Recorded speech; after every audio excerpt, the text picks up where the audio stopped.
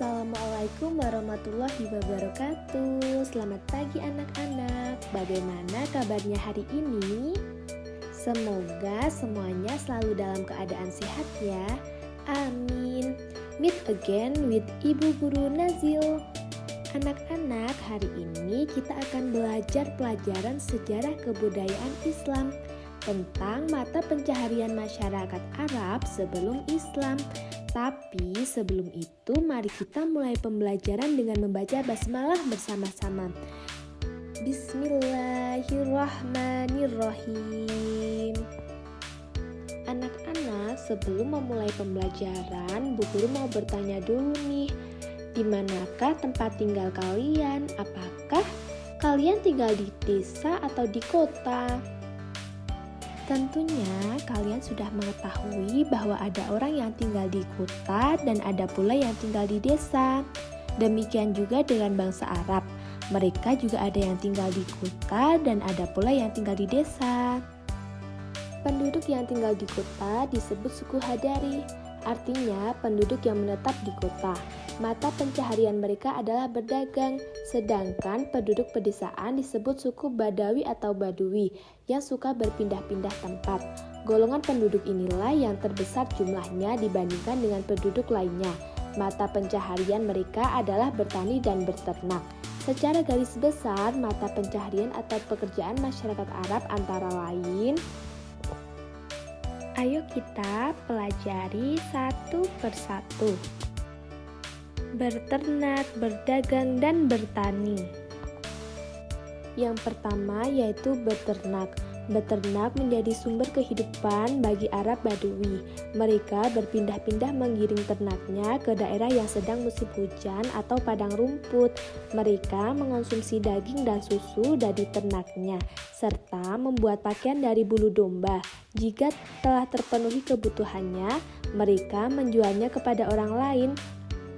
Orang kaya di kalangan mereka dinilai dan terlihat dari banyaknya hewan ternak yang dimilikinya. Selanjutnya, bertani.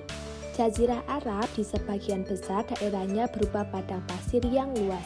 Keadaan di padang pasir itu sangat panas dan gersang. Di padang pasir hampir tidak ada pohon-pohonan, tetapi ada juga sebagian yang tanahnya subur. Lahan yang subur itu terletak di lembah-lembah yang terdapat mata air atau oase dan sering turun hujan. Adapun masyarakat perkotaan yang tinggal di daerah subur seperti Yaman, Thaif, Madinah, dan Najd, Khaibar atau yang lainnya, mereka menggantungkan sumber kehidupan pada pertanian. Suku Arab yang mendiami lembah yang subur itu mempunyai mata pencaharian sebagai petani. Tanah pertanian mereka antara lain sayuran dan buah-buahan. Hasil pertanian itu kemudian dijual ke kota-kota seperti Mekah dan Madinah.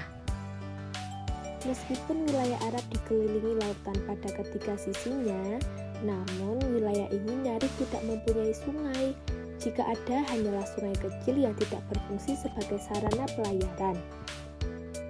Andaikan cukup curah hujan, maka sudah pasti wilayah ini sangat subur untuk menghasilkan kopi, kurma, gandum, dan buah-buahan lainnya. Kurma merupakan tanaman primadona di wilayah Arab. Ia sangat dekat dengan kehidupan masyarakat, baik mereka yang kaya raya maupun yang miskin. Sebab tanpa pohon kurma, maka kehidupan di padang pasir akan semakin terasa sangat menderita. Pohon kurma sendiri di tanah Arab memiliki banyak kegunaan. Buahnya merupakan makanan tetap masyarakat Arab, bijinya sebagai persediaan untuk makanan unta. Sarinya yang dicampur dengan susu merupakan minuman yang khas bagi masyarakat Badui. Batang kayunya digunakan sebagai bahan bakar untuk keperluan memasak, sedangkan daunnya digunakan untuk membuat atap rumah. Kemudian serabut pada dahannya digunakan sebagai tali tambang. Karena itu, pohon kurma selalu menjadi pujaan dan impian orang-orang Badui yang sepanjang kehidupan mereka kekurangan air dan buah-buahan. Pada wilayah-wilayah pesisir pantai, banyak menghasilkan buah dan sayur-sayuran. Yaman merupakan wilayah tersubur di Jazirah Arab yang menghasilkan gandum dan kopi. Pertanian mereka menggunakan sistem tada hujan, sedangkan jagung dan padi tumbuh subur di beberapa wilayah Oman. Sedangkan di Madramaut dan Mahra utamanya menghasilkan palawija.